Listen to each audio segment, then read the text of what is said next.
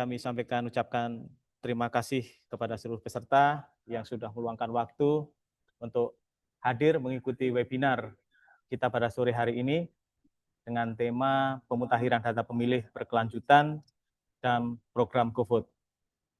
Webinar ini bertujuan untuk memberikan pemahaman kepada kita semua tentang pentingnya pemutakhiran data pemilih secara berkelanjutan, sekaligus mengenalkan program GoVote sebagai upaya meningkatkan kesadaran dan partisipasi masyarakat dalam validasi data serta edukasi pemilih secara berkelanjutan. Perkenalkan, saya Suhardi Hariwibowo yang akan memandu jalannya webinar ini. Sebelum kita mulai, izinkan saya menyampaikan beberapa aturan singkat. Yang pertama, mikrofon peserta mohon dalam keadaan nonaktif selama pemaparan materi. Selanjutnya, pertanyaan dapat disampaikan nanti melalui kolom chat. Sesi tanya-jawab akan dibuka setelah pemaparan narasumber. Untuk membuka kegiatan webinar ini secara resmi, kita akan mendengarkan sambutan dari Ketua KPU Kabupaten Lombok Tengah. Kepada Bapak Hendri Harliawan, kami persilahkan.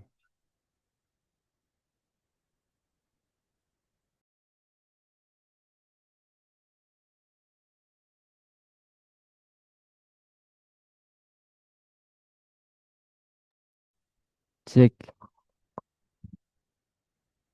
cek, ya. Baik, Bismillahirrahmanirrahim. Assalamualaikum warahmatullahi wabarakatuh. Yang saya hormati rekan-rekan komisioner KPU Kabupaten Lombok Tengah dan rekan-rekan staf di lingkungan KPU Kabupaten Lombok Tengah. Kemudian yang saya hormati rekan-rekan yang mengikuti webinar pada sore hari ini, baik melalui di daring maupun luring, yang kebetulan kami juga di kantor ada beberapa peserta yang ikut secara di darat. Alhamdulillah wa syukurillah, segala puji bagi Allah Subhanahu wa taala yang telah memberikan kita nikmat sehat sehingga kita bisa melaksanakan webinar pada sore hari ini dengan tema pemutakhiran data pemilih berkelanjutan serta sosialisasi program GoFood. Kalau di Gojek itu biasanya GoFood, jadi jemput makanan. Tetapi kami di KPU, khususnya di KPU Provinsi NTB yang telah meluncurkan program GoFood ini, menjadi bagian penting dalam proses pemutakhiran data pemilih berkelanjutan. Selawat serta salam atas junjungan Nabi besar Muhammad SAW. Marilah kita sama-sama berselawat. Allahumma salli ala Sayyidina Muhammad wa ala ali Sayyidina Muhammad. Bapak Ibu yang hormati, jadi dalam kesempatan webinar ini izinkan kami menyampaikan beberapa hal terkait mengenai perkembangan dari PDPB, pemutakhiran data pemilih berkelanjutan. Jadi kami sudah melaksanakan beberapa kali pleno dalam hal penetapan daftar pemilih berkelanjutan sesuai dengan mekanisme yang diatur di dalam PKPU 1 tahun 2025. Jadi kalau sebelum-sebelumnya pemilih berkelanjutan ini mungkin tidak secara spesifik diatur dalam norma PKPU, tetapi kali ini KPU RI mengeluarkan satu aturan di mana kita di KPU Kabupaten Kota seluruh Indonesia untuk melaksanakan pemutakhiran data pemilih berkelanjutan. Satu hal yang selalu menjadi keluhan kita bersama dalam hal data pemilih yaitu seringkali data pemilih berkelanjutan ini tidak dipakai. Nah, itu yang menjadi keluhan. Tetapi kami yakin dengan terbitnya PKPU 1 tahun 2025, daftar pemilih berkelanjutan ini akan menjadi salah satu pilot project di mana agendanya proses pemutakhiran data pemilih berkelanjutan itu akan terus dilaksanakan sepanjang tahun di non tahapan. Nah, jadi begitu pentingnya data pemilih ini sehingga KPU RI membuat suatu aturan regulasi yang mengamanatkan untuk KPU Kabupaten Kota maupun provinsi seluruh Indonesia untuk melakukan pemutakhiran data pemilih berkelanjutan. Ini juga penting karena memang beberapa persoalan yang sering terjadi ketika pelaksanaan pada tahapan, yaitu masih banyak masyarakat kita yang tidak terdaftar di dalam DPT. Nah, semangatnya KPU RI itu di situ. Jadi sehingga ketika nanti ada tahapan, maka pemutakhiran yang kita laksanakan dalam periode non tahapan itu bisa kita sempurnakan saat ada tahapan. Kemudian terkait mengenai program GoPoD, ini juga sangat menarik karena kemarin kita sudah menyaksikan KPU Provinsi NTB sudah launching peluncuran GoVote, di mana GoVote ini juga berkaitan erat dengan proses PDPB atau pemutakhiran daftar pemilih berkelanjutan. Tetapi apapunnya di situ ada agenda lain selain daripada pemutakhiran data pemilih berkelanjutan, ada agenda lain yaitu sosialisasi apa namanya apa mas pemilih berkelanjutan, sosialisasi tentang pemilih eh, pendidikan pemilih, mohon maaf, pendidikan pemilih. Jadi sosialisasi ini juga penting karena memang selama ini kalau tidak ada pemilu, masyarakat kita kadang-kadang tidak apa namanya tidak menghiraukan soal pentingnya pemilu. Karena sekali lagi pemilu bukan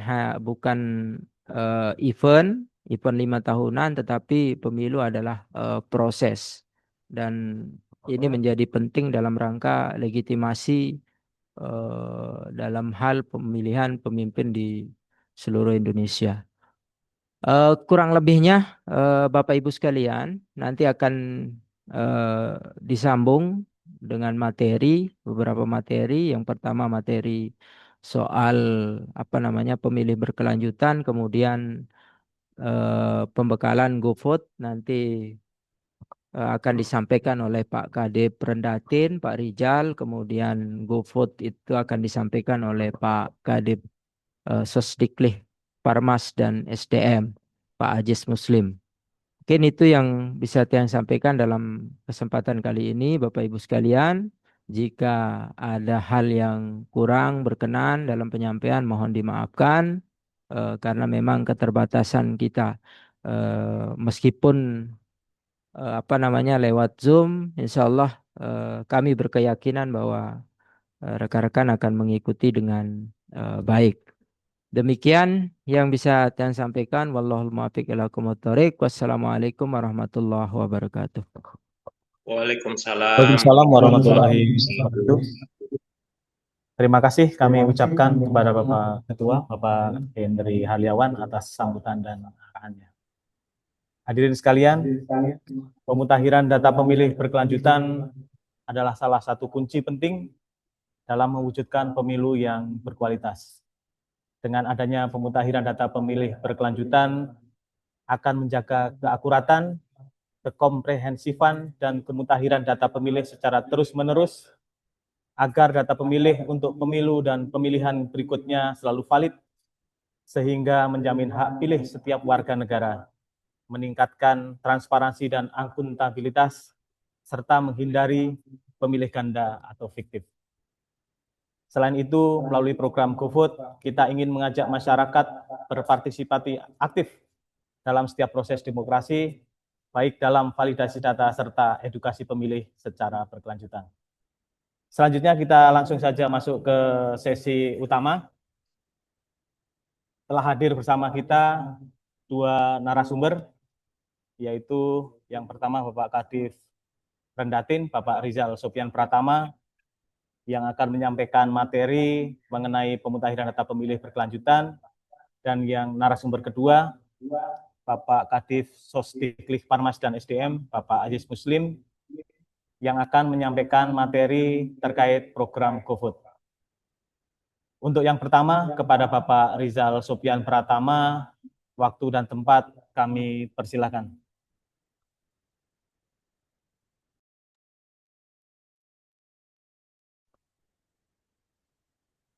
Makasih Mas Bo. Izin Pak Ketua, Pak Kadep. Bismillahirrahmanirrahim. Assalamualaikum warahmatullahi wabarakatuh. Yang sama-sama kita hormati Bapak Ketua KPU Kabupaten Lombok Tengah beserta anggota. Hadir Bapak Aziz Muslim, Pak Muhammad Japar, Pak Sekretaris yang hadir melalui Zoom saya lihat. Terima kasih Pak Sekretaris sudah membersamai Mas Bowo hari ini jadi moderator kita, Mas. Alhamdulillah. Allahumma sholli ala sayyidina Muhammad wa ala ali sayyidina Muhammad amma ba'du. Bapak Ibu yang saya hormati, eh,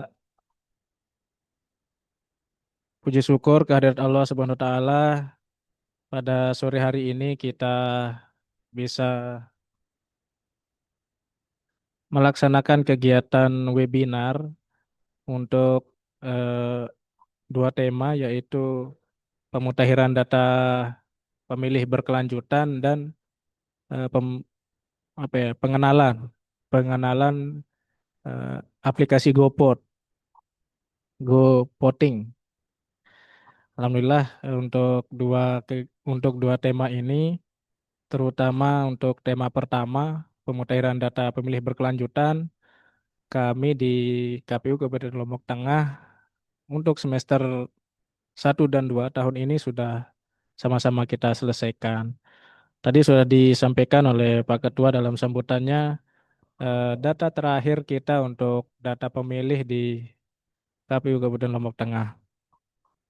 Bapak Ibu peserta webinar yang saya hormati, jadi eh, kegiatan PDPB di tahun ini seperti tadi juga sudah disampaikan, seperti diatur dalam eh, Peraturan Komisi Pemilihan Umum Nomor 1 Tahun 2025. Ini salah satu menjadi bahan kita untuk menepis anggapan publik di luaran sana yang menganggap bahwa KPU di tingkat kabupaten dan provinsi itu tidak ada pekerjaan tahapan, di luar tahapan pemilihan nasional maupun pemilihan di daerah. Jadi PDPB ini adalah satu bukti bahwa kami tetap melayani masyarakat khususnya dalam bidang pemilihan. Baik Bapak Ibu sekalian, jadi dalam PKPU 1 2025 itu saya langsung ke ini Mas Bowo ya, tugas kabupaten kotanya, KPU kabupaten kota Silakan, Mas. dalam PDPB ini. Jadi diatur di sana bahwa di pasal pertama di pasal 9 untuk kegiatan PDPB di KPU kabupaten kota itu dilaksanakan dalam triwulan. Artinya 1 kali 3 bulan. 1 kali 3 tidak perlu ditampilkan. Atau bisa ditampilkan PKPU-nya langsung. satu kali dalam sebulan. Jadi dalam satu semester itu kita melakukan rekapitulasi 2 kali. Misalkan di semester pertama dilakukan di bulan Maret, kemudian di triwulan kedua di semester pertama itu dilaksanakan di bulan Juni. Begitu seterusnya.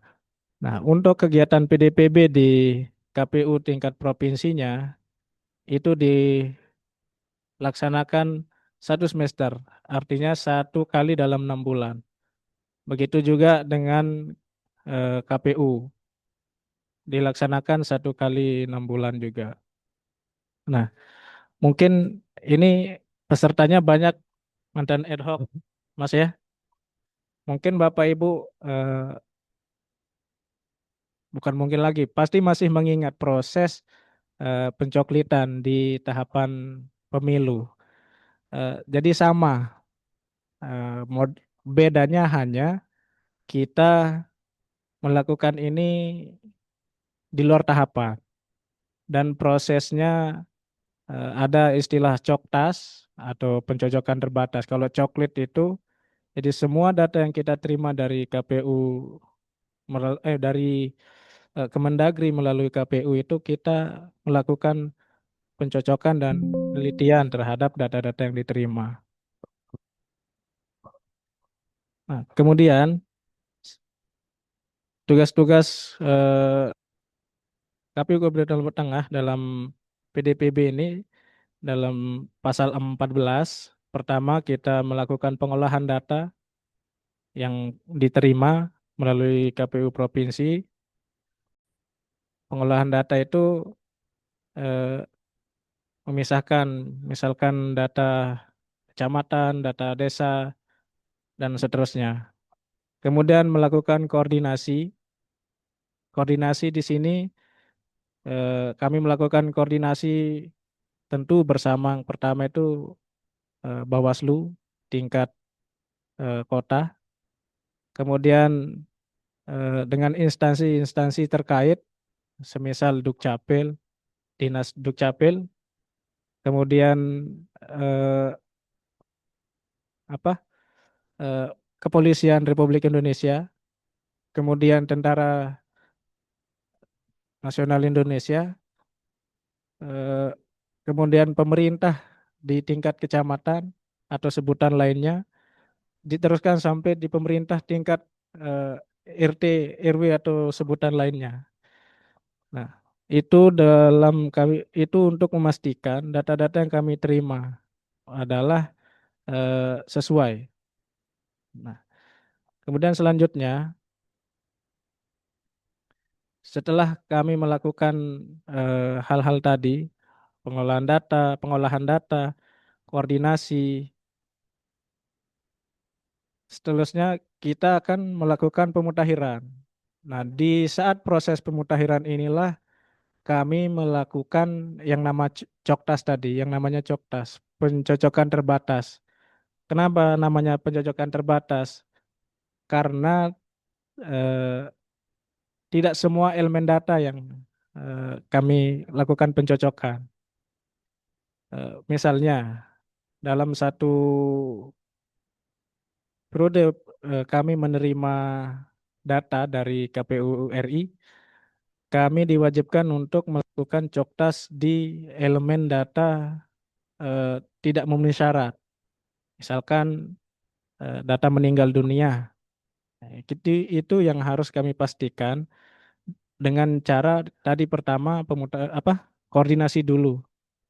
Nah, di saat pemutakhiran ini kami memastikan bahwa semua data yang kami terima, data TMS meninggal tadi itu benar-benar sudah meninggal dunia atau ada mungkin beberapa nama dari data-data tersebut yang masih hidup, ditemukan masih hidup.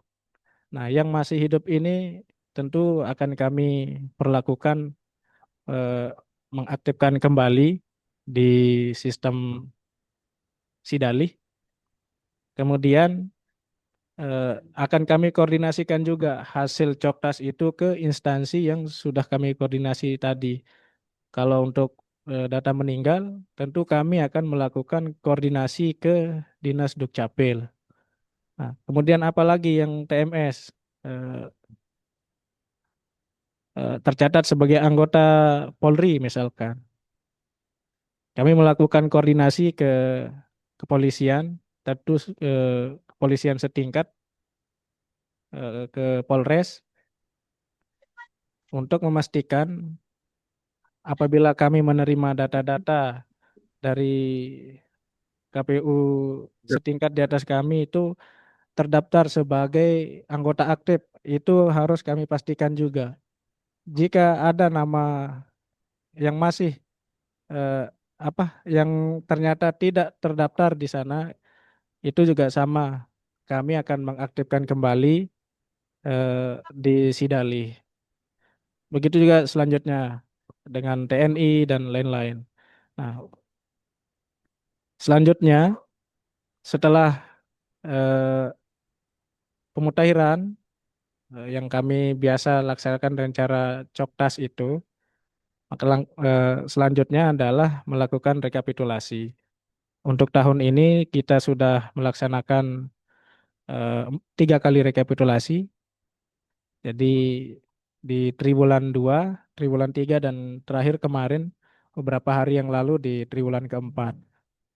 Untuk triwulan pertama, karena itu masih dalam kondisi eh, tahapan tahapan pilkada waktu itu Mas ya, untuk triwulan kedua. Jadi dikerjakannya di triwulan ketiga seluruh Indonesia. Eh, Selanjutnya di pasal 17, data-data yang kami mutakhirkan itu adalah sudah tadi saya sampaikan, data yang berdasarkan hasil sinkronisasi dari KPU itu yang kami terima. Kemudian data hasil dari koordinasi dengan instansi-instansi yang saya sebutkan tadi, dan yang terakhir itu berdasarkan dari laporan masyarakat. Nah, untuk yang ketiga ini, untuk laporan masyarakat ini, eh, harapan sih ini sifatnya ke depan, karena di tahun depan, mulai bulan Januari itu kami sudah akan menerima data lagi dari KPU RI. Mungkin untuk kegiatan pemutakhirannya bisa juga akan dibantu oleh teman-teman ex badan ad hoc di seluruh Kabupaten Lombok Tengah eh, dalam bentuk laporan masyarakat. Dan kami juga sebenarnya kemarin Mas Bowo ketika waktu turun di Mutakhiran di Coktas kemarin banyak dibantu juga oleh teman-teman. Ya alhamdulillah saya lihat beberapa nama di sini yang hadir di webinar ini juga eh, aktif membantu kami kemarin di saat pelaksanaan apa pemutakhiran data di lapangan. Nah, untuk selanjutnya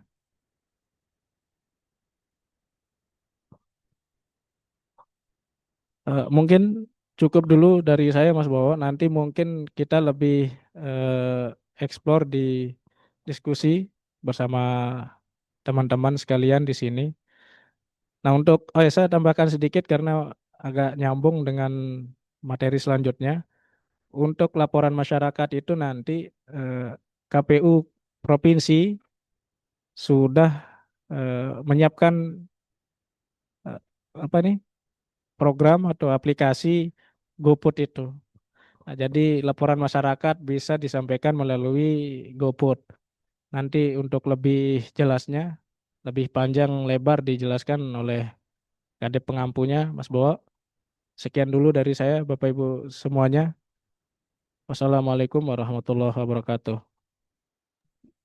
Waalaikumsalam warahmatullahi wabarakatuh. Terima kasih Bapak Rizal Sofyan Pratama atas pemaparan yang sangat jelas dan informatif. Selanjutnya materi yang kedua akan disampaikan oleh Bapak Ayis Muslim.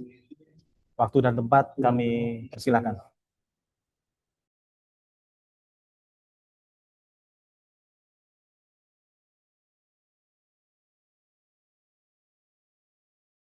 Tes, tes. Ada suaranya?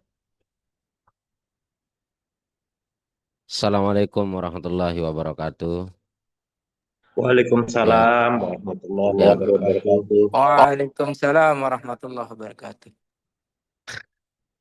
Yang saya hormati teman-teman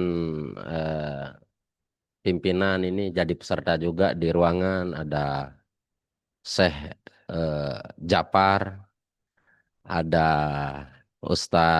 hampir Kiai Henry Kurniawan, ada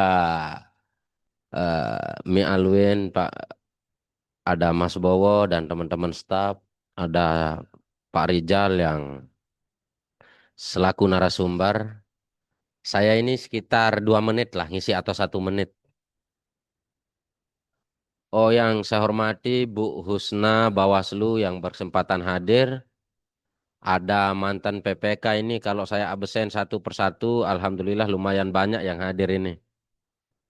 Baik mantan PPK Pileg, ada juga mantan PPK Pilkada yang saya hormati teman-teman semua. Alhamdulillah teman-teman ini ternyata pencinta demokrasi. Jadi saya ini tidak berpanjang kalam karena sebenarnya saya hanya ingin menginformasikan atau memberitahu bahwa ada program GoPut di KPU. GoPut, dan GoPut ini sebenarnya numpang di Datin. Kenapa kemudian saya bisa bilang numpang di Datin? Di aplikasi GoPut ini terkait soal coktas, terkait soal data. Jadi alurnya satu dari operator, yang kedua itu dari tim Perhumas. Karena tim Perhumas itu maka karena dia pakai dia harus berjalan bersama. Ada yang menjadi penjelas, kalau ilmiahnya ada yang edukator, dan ada yang memverifikasi data. Nah, makanya saya bilang GoPut ini kenapa dialihkan ke Perhumas? Karena hanya kami mempublikasikan hasil dari Coktas. Misalkan salah satu contoh, di rumah Bu Husna Bawaslu yang terhormat, tiba-tiba datanya ada yang, misalkan kayak kemarin contoh, ada yang meninggal tapi tiba-tiba masih hidup di Coktas, maka bisa dilaporkan ke operator kami di kabupaten. Jika itu masih hidup, maka akan didatangi untuk memudahkan layanan pada dasarnya ini. Memudahkan layanan, nanti tim Coktas atau tim dari Datin akan mengajak dari Perhumas untuk memvideokan, memverifikasi dan lain sebagainya. Itu dipublis di media sosial. Nah, itulah kemudian makanya saya bilang ini Perhumas ini sebenarnya numpang, hanya sebenarnya fungsinya itu memverifikasi dan memvideokan dan dipublis di media sosial. Itu salah satu contoh. Misalkan contoh kedua, misalkan di rumah Pak Abdul Manap. Tiba-tiba di rumah Pak Abdul Manap ini anaknya umur 17 tahun. Karena insya Allah akan ada kerjasama teman-teman KPU sebagai inisiator, atau itu bagian dari inovasi kami di KPU, kerjasama dengan teman-teman Dukcapil. Tiba-tiba di sekolah sedang tidak masuk atau takut didata karena berbagai macam, tergantung tempat sekolah apa-apa ini. Jadi ketika itu dia belum punya KTP dan lain sebagainya, padahal sudah memenuhi syarat menjadi warga negara Indonesia, maka itu kami akan datangi memakai tim Datin sama tim Perhumas untuk memverifikasi data itu benar atau tidak. Nah, pada dasarnya itu GoPut ini. Karena ada barcode-nya, cuman di baju saya ini yang tidak pakai barcode. Karena ini baju lonceng. Ada baju satuan yang pakai barcode. Tiba-tiba besok Ustadz Japar, di Ustadz Japar itu tiba-tiba besok pakai baju GoPut. tinggal di-scan. Misalkan Pak Sukron, tiba-tiba saya sedang Pak Japar ini, Syekh Japar ini tiba-tiba ke Bagu. Karena mertuanya di sana, ketemu Pak Sukron. Tinggal di-scan nama Pak Sukron, cetrek. Nah itu kira-kira contoh Pak Sukron. Bisa melihat semua. Ini untuk memudahkan akses karena tantangan kita berdemokrasi ini sekarang ini soal sosial media. Ini bagian dari tantangan, tapi bagian dari mempermudah juga bagi kita yang punya inovasi. Ini bagian dari salah satu inovasi Lombok Tengah, makanya alhamdulillah kemarin berkat kerjasama dari mantan-mantan PPK, teman-teman pencinta demokrasi di Lombok Tengah ini, alhamdulillah Datin kita kemarin data kita terbaik 1, begitu juga Perhumas terbaik 1. Nah kira-kira begitu. Se-NTB itu dan partisipasi alhamdulillah kita masuk dalam 10 besar se-Indonesia. Kalau tingkat nasional partisipasi pemilih. Nah dengan aplikasi ini karena hanya di NTB, karena ada di NTB aplikasi GoPut ini baru ada di NTB, mungkin ini akan menjadi contoh karena memang untuk menjadi PPID itu salah satunya adalah inovasi. Nah, bagian dari inovasi yang kita masukkan itu adalah mempermudah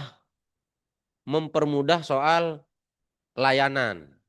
Ini saya agak keluar tema memberikan info juga ini dari Perhumas dan SDM. Ini keluar dari konteks karena GoPut ini numpang pada dasarnya. Di Perhumas itu besok ada sekitar 12 itu besok. Kita buat juga melalui WA bisnis. Ada operatornya juga mau menanyakan segala sesuatu terkait demokrasi. Misalkan Pak Fahru Rozi contoh. Pak Fahru Rozi ini agak kendala ketika mau nanya soal apapun di KPU Lombok Tengah. Tinggal diklik, cuman itu belum kami lonceng itu bagian dari informasi karena memang itu salah satu sekali lagi saya katakan syarat menjadi PPID menjadi lembaga yang informatif. Tinggal diklik nanti muncul pertanyaan, itu pun ada admin. Mirip-mirip GoPut inilah aplikasi itu, tapi itu langsung terpublis 12 pilihan. Kayak bisnis WA itu. Misalkan nanya soal berapa data di Lombok Tengah, tinggal klik, langsung dijawab nanti. Mau nanya soal surat menyurat, meminta informasi soal rekrutmen misalkan. Atau menanyakan soal data di Kecamatan Pringgerate misalkan. Itu tinggal diklik itu nanti. Ini memudahkan kalaupun di era hari ini media sosial bagian dari tantangan kita berdemokrasi. Karena hampir semua di seluruh Indonesia kalau kita mengamati itu hampir generasi atau yang disebut Gen Z ini yang akan bergeser menjadi Gen Alpha ini menjadi pemilih pemula tahun 2029 nanti itu sudah kadang dia tidak terideologi. Maka kadang dia terobsesi dengan media sosial. Makanya kalau kita bandingkan Ustadz Rijal ini tiba-tiba ngisi materi di sekolah Kopang misalkan. Tiba-tiba datang konten kreator namanya Muhammad Japar. Pasti orang minta foto ke Muhammad Japar. Nah, itulah yang menjadi salah satu tantangan karena ideologi ini kadang sekarang mereka terobsesi dengan algoritma. Ini menjadi musuh kita sebagai generasi muda dan pegiat demokrasi. Nah, jadi sekali lagi saya katakan GoPut ini ada Pak Usman, ada selamat datang Bang Usman Faisal selaku Bawaslu. Nah, misalkan di pondok pesantren atau di yayasan Bang Usman Faisal besok ada umur yang sudah masuk menjadi pemilih pemula. Kalau tidak mau nanya saya, misalkan tidak mau nanya Pak Rijal, tinggal scan. aplikasi GoPut, salam GoPut, tinggal cetrek karena sudah maju. Nah, kira-kira begitu. Saya bilang 1 menit, ternyata udah lebih ini ya. Nah, itu langsung kira-kira contoh langsung yang penumpang GoPut ini, aplikasi GoPut ini. Jadi ke depan insya Allah di tahapan-tahapan berikutnya kita akan kontrol karena kita akan mencoba pakai aplikasi ini terus. Makanya dari sekarang di non tahapan ini kita buat aplikasi. Makanya saya contohkan tadi, apapun yang mau ditanya ada di WA Bisnis KPU Kabupaten Lombok Tengah juga ada kami buat. Begitu juga di data, begitu juga di Hukwas. Kalau ada persoalan, biar kalau Bu Husna dan Bang Usman Sarper bisa yang pengadu masyarakat ini nanya di aplikasi bisnis atau di GoPut. Tidak langsung baru dilantik Bang Usman tiba-tiba Sarper. Padahal sudah ada aplikasi sekarang. Kira-kira begitu ya. Nah, mungkin itu saja dari saya.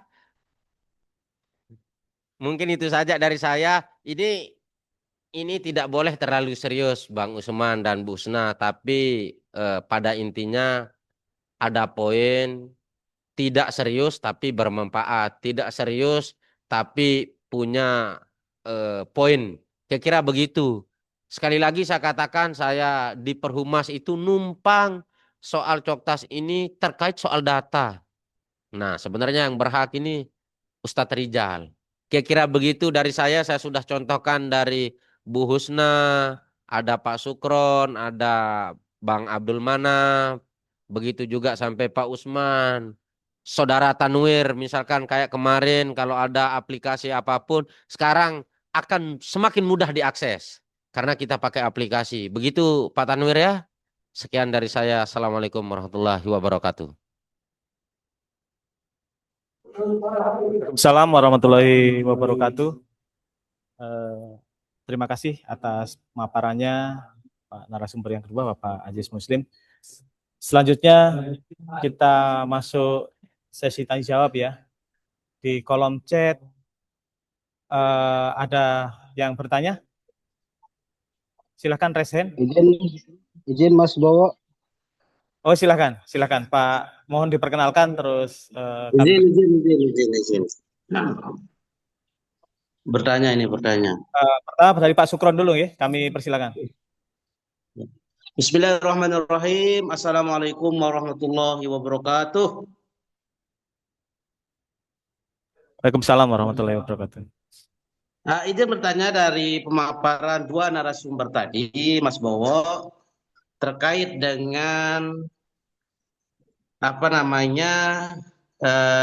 pemilih berkelanjutan ini, Mas Bowo.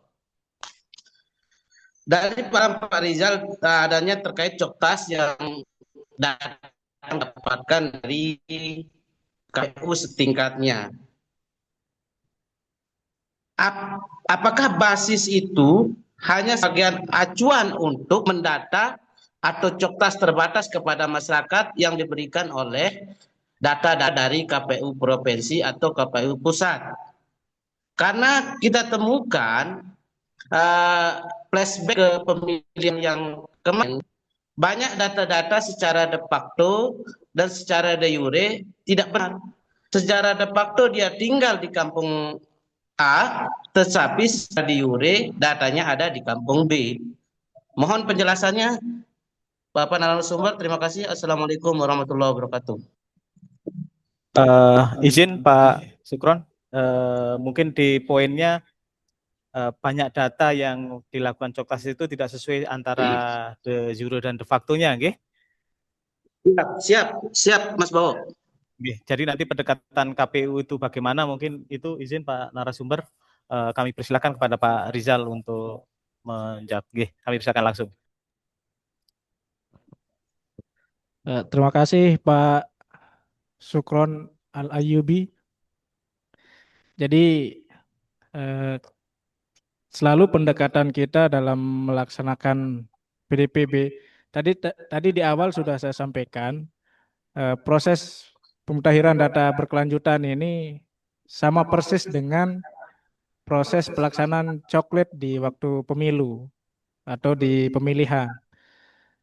Pendekatannya adalah de jure. Jadi sama seperti tadi, contoh di satu lokasi atau di satu desa kami menerima anggaplah 10 data meninggal. Yang itu dibuktikan dengan akte kematian.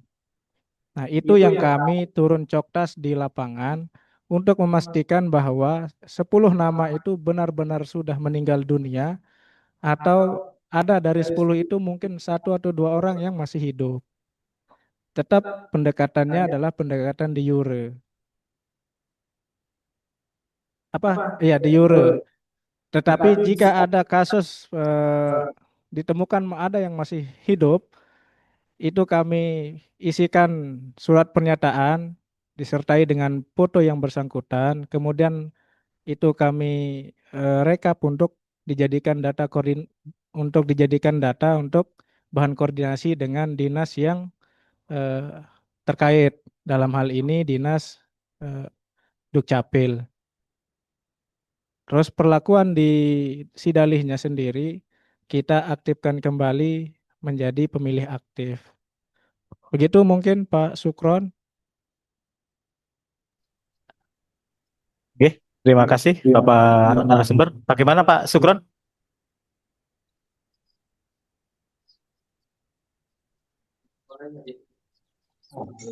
Sudah pas, ya? Gitu, siap Mas Bowo. Terima kasih. Selanjutnya silakan untuk yang Izin akan satu bertanya. Mas Bowo. Oh, silakan Bang Abdul Manap. Baik, terima kasih. Assalamualaikum warahmatullahi wabarakatuh. Sedikit tadi mengulas terkait dengan penyampaiannya Bung Rizal. Saya tidak sepakat ketika teman-teman KPU saat ini dikatakan tidak ada pekerjaan. Mungkin mereka yang tidak ada pekerjaan tidak pernah mengikuti KPU dan lain sebagainya. Saya masuk ke inti materi. Persis sama seperti yang disampaikan oleh Saudara Sukron tadi. Terkait dengan banyak data anomali, terutama ketika pilkada kemarin, saya lihat masih banyak yang sudah mati sekian tahun, tetapi hidup kembali memilih, itu satu. Yang kedua, ada TNI yang lulus di kemarin itu juga keluar namanya. Nah, ketika seperti penyampaiannya Bung Rizal tadi, harus disertai dengan akte kematian. Dalam hal ini terutama masyarakat pelosok itu jarang bahkan tidak pernah sama sekali mengurus yang namanya akte kematian. Nah, lalu pertanyaan saya di sini, apa langkah-langkah atau giat KPU yang akan dilakukan untuk mengatasi hal seperti itu biar tidak kembali muncul masyarakat yang sudah meninggal menjadi data pemilih. Sekian Mas Bowo, terima kasih. Terima kasih banyak Bang Abdul Manap. Terima kasih apresiasi sudah bagaimana KPU selalu bekerja di luar tahapan. Izin Pak narasumber, Pak Abdul Manap menyoroti terkait data pemilih berkelanjutan di mana pada pemilu dan pilkada kemarin terdapat banyak data anomali, yaitu yang orang sudah meninggal tetapi masih masuk dalam DPT, ada juga anggota TNI, Polri aktif yang masuk menjadi DPT. Selain itu, beliau menyoroti terkait ada keharusan akta kematian untuk membuktikan bahwa pemilih tersebut sudah TMS atau sudah meninggal dunia. Padahal faktanya masyarakat itu jarang mengurus akta kematian. Untuk itu apa upaya dari KPU Kabupaten Lombok Tengah untuk mampu menyusun atau menetapkan daftar pemilih secara yang valid dan aktual. Kami persilakan Pak narasumber. Jadi untuk Pak Abdul Manap, itu tadi jadi data yang kami mutakhirkan di lapangan itu memang adalah data yang kami terima dari hasil koordinasi KPU dengan Kemendagri. Nah, kemudian data yang kami terima itu kami olah, kami koordinasikan dan kami mutakhirkan. Betul sekali di lapangan memang kami juga dari 3 kali dari 3 triwulan yang kami lakukan pemutahiran di lapangan, khusus data pemilih meninggal itu ada sekitar 320, kalau saya tidak salah ingat, nanti mungkin bisa buka-buka data lagi. Data orang yang masih hidup dari 3.500 sekian pemilih meninggal. Kami temukan masih hidup itu sekitar 320 orang. Betul sekali. Nah, kemudian untuk kasus TNI juga sama. Kami juga kemarin temukan 1 orang dari 28 data yang kami terima. 1 orang itu bukan anggota TNI. Makanya kami melakukan koordinasi supaya dapat memastikan hak suara itu tepat kepada orang yang memang semestinya menerima atau memilikinya, begitu. Seperti tadi kan yang sudah meninggal dunia, anggota polisi, anggota Polri itu seharusnya tidak lagi menjadi pemilih, karena kalau sudah meninggal dunia ya pasti karena sudah meninggal dunia. Kalau anggota Polri dan TNI karena keanggotaannya, karena sudah diatur melalui undang-undang yang lain. Nah, kenapa harus dibuktikan dengan akta kematian? Karena kan pendekatan kami untuk pemutahiran itu adalah pendekatan de jure, Pak Manap.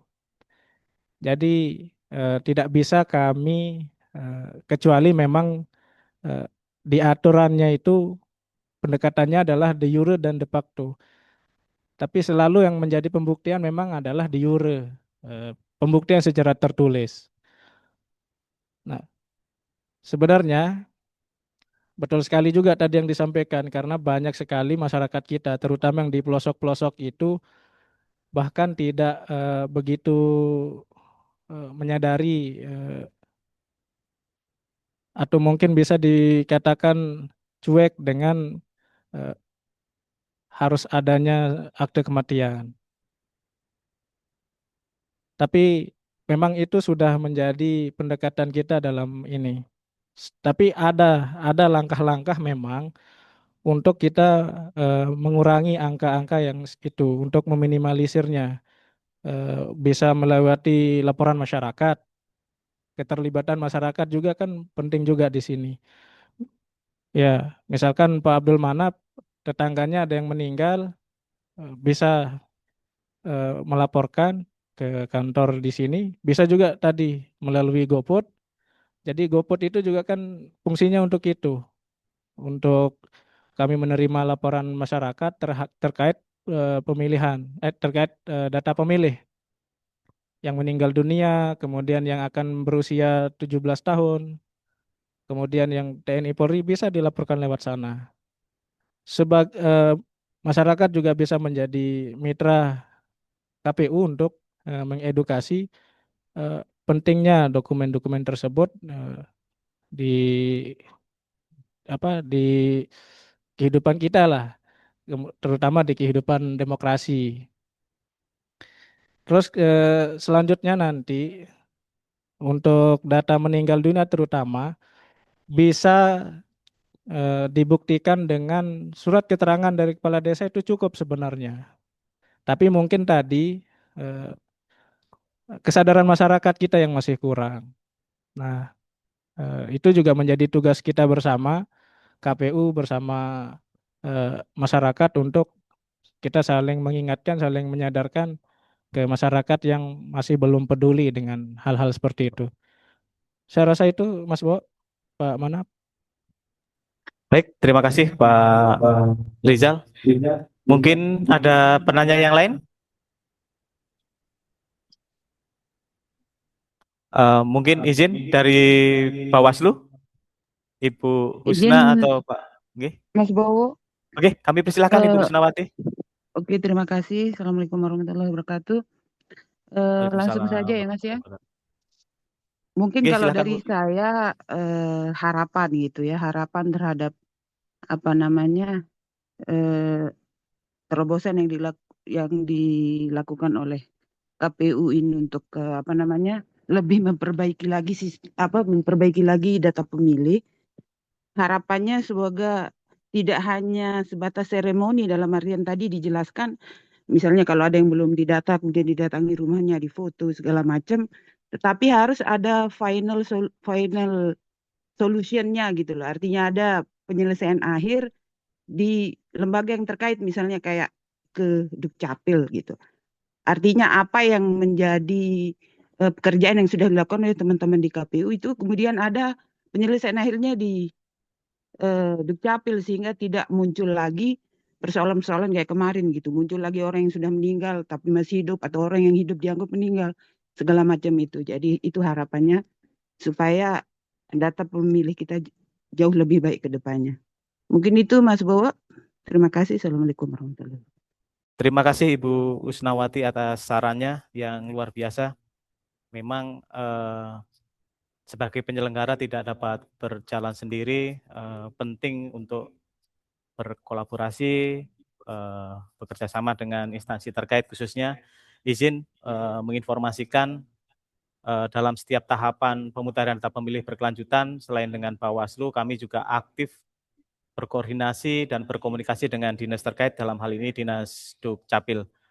Bahkan kami sudah mencoba melakukan kerjasama, khususnya dalam melakukan pendidikan pemilih yang akan disertai dengan kegiatan perekaman KTP elektronik, dan mudah-mudahan besok Sabtu ini gerakan yang pertama dapat dilakukan sosialisasi dibarengi dengan perekaman KTP elektronik itu. Mungkin itu, terima kasih sekali lagi kepada Ibu Husnawati dari Bawaslu Kabupaten Lombok Tengah. Selanjutnya izin Bapak narasumber, ada penanya melalui chat ya. Apakah media penyampaian informasi melalui WA bisnis yang dimaksud pemilih dapat melakukan panggilan telepon atau hanya dalam bentuk chat? Terima kasih. Oke. Silakan Pak Kadip.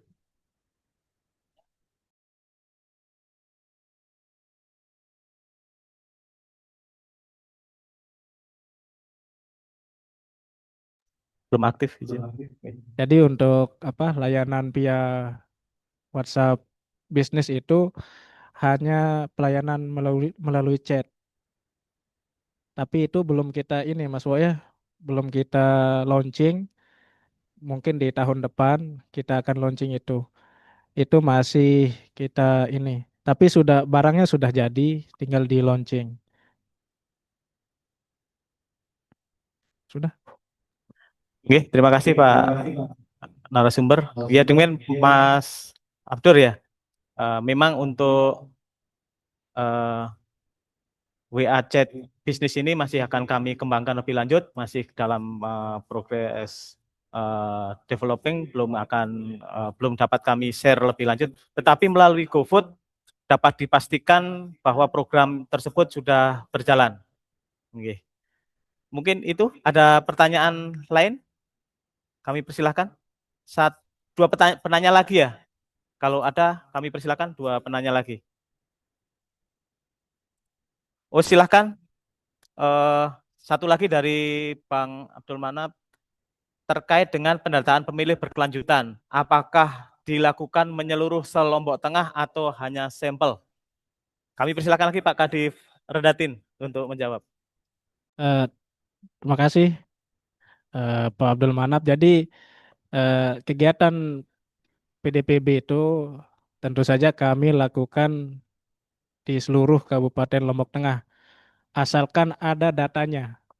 Jadi misalkan ya berdasarkan jumlah data yang turun dan jenis data yang turun. Misalkan di desanya Pak Manap, dalam satu kegiatan Coktas tidak ada data yang kami terima di desanya, jadi kami tidak turun di desanya. Kami hanya melakukannya di desa, di tempat yang memang kami menerima data. Jadi begitu Mas Bo. Dan itu dilakukan 1 kali 3 bulan. Terima kasih atas jawabannya Pak Kadif. Demikian kalau untuk terkait Coktas itu kami melakukan pencocokan secara terbatas berdasarkan data yang memang turun dari Kemendagri melalui KPU RI. Akan tapi tidak menutup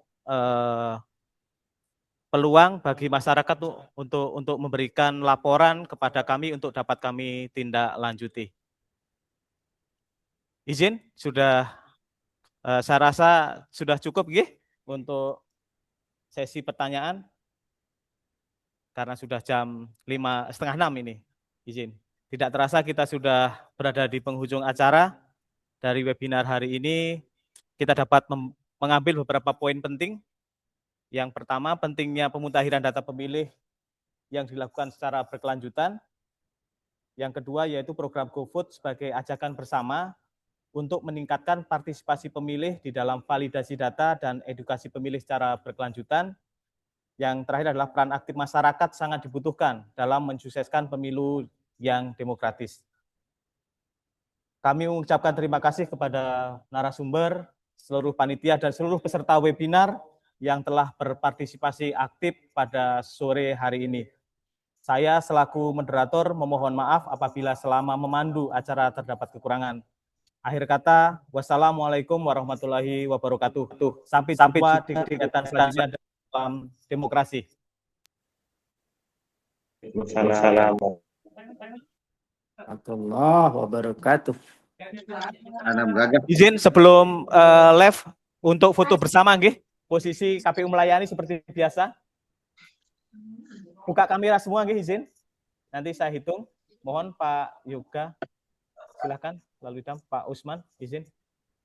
Kita hitung 1, 2, 3. Selanjutnya saya akan perkenalkan salam GoVote, tangan begini izin. GoVote akurat datanya. Nggih. Nggih izin Pak Ketua silakan lanjutkan. Lanjut Mas. 1, 2, 3. Terima kasih kepada seluruh peserta yang hadir pada webinar pada sore hari ini. Sekian, wassalamualaikum warahmatullahi wabarakatuh. Warahmatullahi wabarakatuh.